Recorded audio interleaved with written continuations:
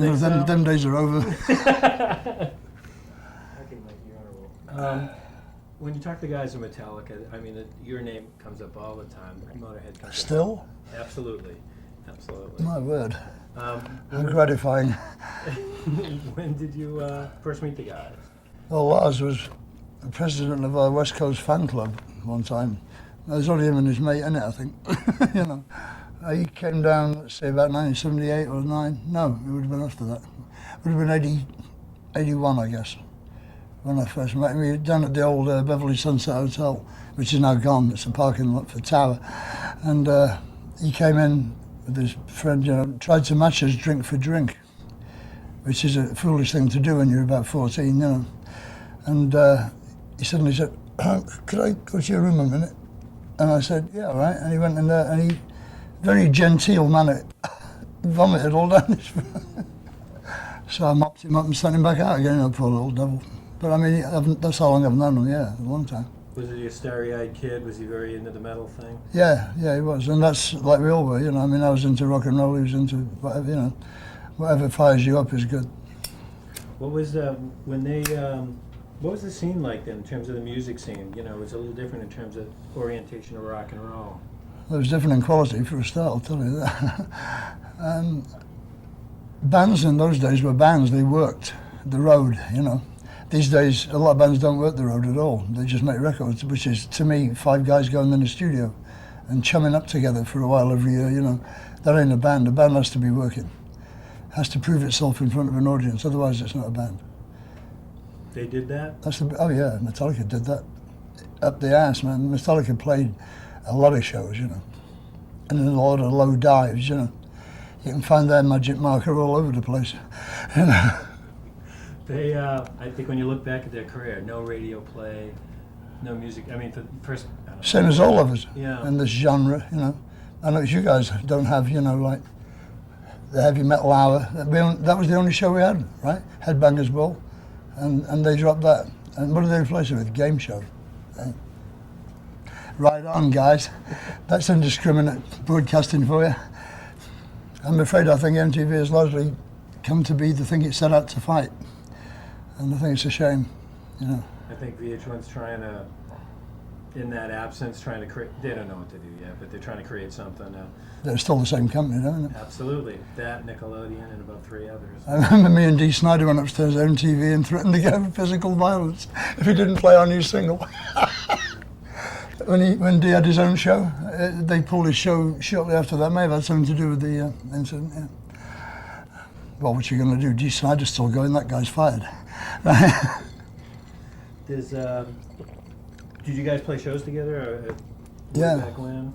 Metallica, no. Yeah. No. We did just 3 shows with them with Guns N' Roses a few years back. Was that Guns N' Roses tour they were doing? Yeah, we did the Rose Bowl and the Coliseum and Seattle Dome, yeah. When James talks about that tour, that Guns N' Roses tour, I guess there was a lot of, you know, 2 different camps kind of banging heads a little bit. Well, we were only on 3 days, we didn't really get to see any of that. It was just like, it was very, I don't know. See, tours these days ain't much fun, you know. I mean, they run like a military operation, which is not anything to do with rock and roll, you know. Like, nobody backstage, you know, 5 different passes, different colours, you know, and all that. It's bullshit, man. That's got nothing to do with it. Rock and roll is supposed to bring you crazed joy and rebellion for no apparent reason, for its own sake, right? That's what it started out as, music to piss your parents off with. And now it's becoming so sanitised and so deadly, you know. I mean, being backstage at a tour these days, being like being backstage in bloody Auschwitz, you know. Oh, well, we have 12 bottles of mineral water, man, take your pick, you know. Well, thanks, guys, you know. Don't you drink it all before you go on stage? I don't get that, you know. With your audiences, with Metallica's audiences, is it a more level playing field with the fans, people that come to see you? Well, it's more like, at least they've met us. You know, they haven't met most people. People are so far away from their crowd now. I think they should be ashamed to go out and go, we love you all and all that, you know, when they haven't even met any of them for the last 20 years, you know. I think that's vital to stay in touch.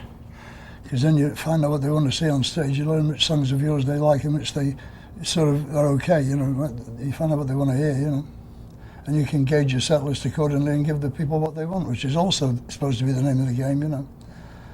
I think both James and Lars were telling us a little bit, just the whole like heavier music, whether it's metal or rock and roll or whatever. Heavy metal is rock and roll. It's just a different name. That there was no separation. It was kind of like, you're on stage. It's not like I'm up here and you're down here as the crowd. It's like, Right. performer and the audience are just Yeah. one big level playing field. I'm you, you're me. A lot of that. Talk about that connection. There is a lot of that with Metallica. They always had that very strongly in the early days. I think they lost it a little bit now because of their success. It's taken them away necessarily from the crowd a little. And I couldn't believe the amount of flack they got for getting their hair cut.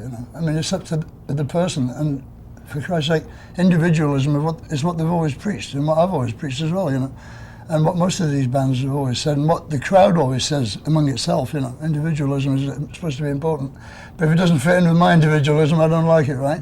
So that's very weird. I couldn't believe it. People said, "Oh, the new album's rubbish." They cut their hair in the same breath. Shame that. But it's up to them, and it is up to them. You've seen James perform live. Mm. How would you typify him? They invited me on stage at Lollapalooza a couple of years back. That was funny. I go on stage and they're all like this. I said, "Oh, guys, Jesus." Rise, I dubbed the. I had a good time. I wouldn't sing it though, because it was their show, They did a good job at my birthday party, Talk about the birthday party. Was that a surprise? Yeah, I didn't know they were going to do that. I knew they were coming. But they're all got wigs on, dressed as me, like with bullet belts on and the tattoo on the wrong arm, all four of them. And Lars removed his wig early in the show because he gets very warm, but otherwise, Jimmy looked more like me than I do. I went on stage and watched Jason nearly blow his lung out trying to sing We Are the Road Crew, because I was with the guy who sang it originally standing next to him. Must be very fraught, like he's trying to overcompensate, nearly blew portions of lung out there. But they did a very good job. They did 45 minutes of our old songs, which is obviously what they did when they first started, Actually, yeah, that was the whole thing. They didn't have their own songs, so they played what would be, considered more obscure stuff that still, still obscure today, even as we speak. They write good songs now, though. I mean, I saw them at Lollapalooza. I thought they were incredible. I thought they were unstoppable, just great. Great band, professional, On the musical side, what are the ingredients to make for great, heavy music? Well, first you've got to believe it, because that's the first thing the crowd finds out. They can sense that, If you just go around going, guys, won't wash mostly. Some people have got it off to be a good con man, but not many. And the other thing is you've got to be loud. Heavy music has to be loud. What's the point of soft, heavy music? I mean, if you want soft music, you can listen to a myriad of other people, right? You don't need us to do that too. And all this unplugged stuff, So, I mean, we wrote them on acoustics, guys. You don't sit down with the guitar turned up full and hammer it when you're writing a song, So, I don't know. Yeah, you have to.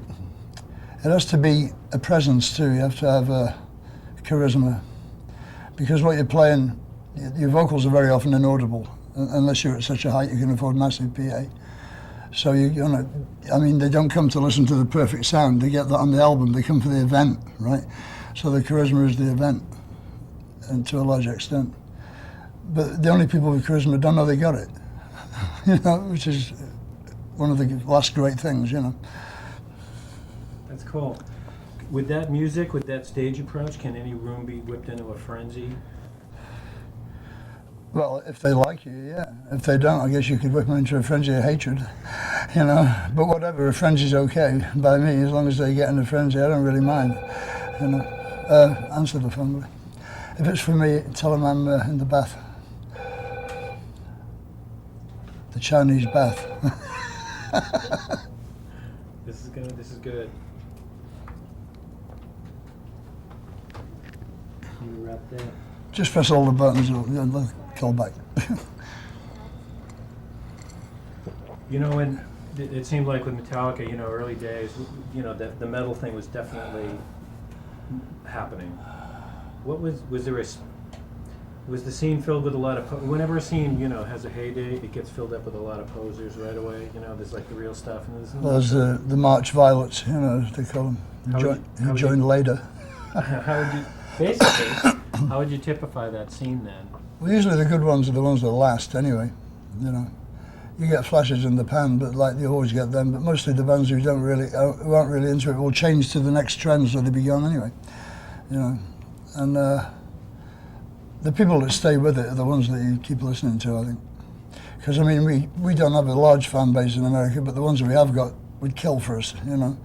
And that's exactly as it should be, because we never let them down, you know. And I think if you see a band following a lot of different musical trends for the sake of it just after it happened, which makes it kind of pathetic, you know, then people know that, and the audience is not stupid. You can sell them a lot of shit, but that only means you're a good con man. It doesn't mean they're stupid. Right? Good point. Which is like, you know, record company stroke con man, you know, I mean, usually. We got lucky with CMC, they're very good. In terms of, what are you guys doing now? We just did an album about 6-7 months ago, Snakebite Love. You know. And we don't sell a lot of records in the States because we're never going to get airplay, right? And we get very little TV time, I might add. And we don't get our videos played much. But ever since Ricky Rackman was fired, I nobody plays our videos. We're just doing what we do, you know. And if they don't buy them, then we do another one until they do buy them, you know. But everything we do, we're satisfied with, which is something. Can't be caught out there. In terms of lyrical content for your music, is there a prerequisite? Does it have to be storytelling about a certain subject? No, that's not. There is no rules. You make up the rules as you go along. If you got control. I mean, if the record company is coming in the studio telling you what to play, that's very expensive for you because they want the money back later, and it's also very detrimental to your original idea, you know, because they don't know anything about music. They work in an office. I know about music. I don't go in the office and tell them how to hire secretaries, right? You know, so don't come in the studio and mess with me, you know. Do you think that with both your and their career that's been the case of basically masters of your own fate, masters of your own fate, not a lot of interference? Yeah, master of your own destiny. Yeah, I think so. I'd like to think so. I don't see any change in them. I mean, they've tried to change their music a bit, but you have to if you're going to survive. You have to explore different avenues, you know. I mean, if it doesn't work, you must go back and do another one, you know, within the thing you do, right? Because we never made an album that sounded like a recycle of the last one, in my head anyway. I mean, I know it wasn't, you know, it might sound that to a layman, I don't know.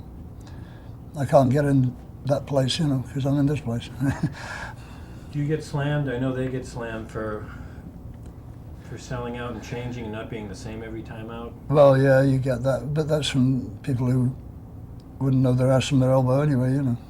That's people who want they want to be 16 for the rest of their life, and they want the background music to stay the same too, right? And I can't do that for them, you know, because time goes by. You can't stop it. You can slow it down. Yeah.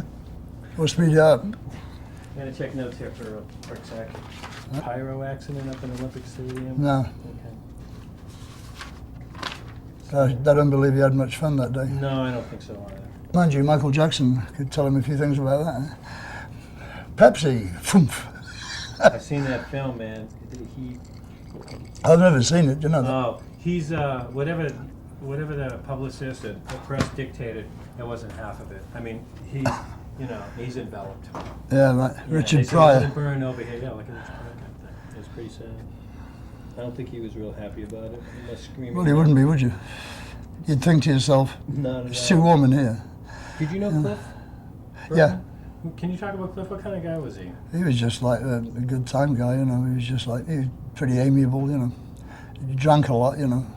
But I mean, in those days, Metallica's reputation was like not musical. I mean, they spent months in England doing an album, the first album, and they mostly, I don't know when they ever recorded, because I saw them all hours of the day and night in the boozer, you know, like shit-faced, as the newt, you know, as we say. I don't know when they were ever sober enough to record. It must have taken them ages. But Cliff was well into, you know, the odd pint and that of whiskey or whatever. I like Cliff. He was all right. I like Jason too. You were around Jason when he was first joined the band? Yeah, I met him. And he was like, it's like that new singer with Priest, you know, all their dreams just came true, which is a great thing, you know. You don't get much of that. I know they kind of gave him a hard time because it was some sort of rite of passage. Well, you got to hate them a bit, you know. I mean, you can't just leave them join and be a star right away, you know. Got to knock them down a bit, send them for a few cans of striped paint, you know, or a skyhook or something. Usual stuff, you know. They did that to me at a factory. I went and go and get me, what was it, a left-handed claw hammer. I'm up there at the stores, you know. Have a left-handed claw hammer, please. Hang on there, son. There all morning. Slowly dawned on me. I wasn't as quick in them days. They say you get slower as you get older, isn't true? How long, and this is more just a speculative thing, how long can they do what they do? As long as they want to. I mean, as long as they want to, being the operative word. Because if they don't want to, you'll know, you know. People start leaving when it fucks up anyway, you know. That's kind of... Again, 1988 was brimming with promise. But before year's end, the Chili Peppers were reeling from loss.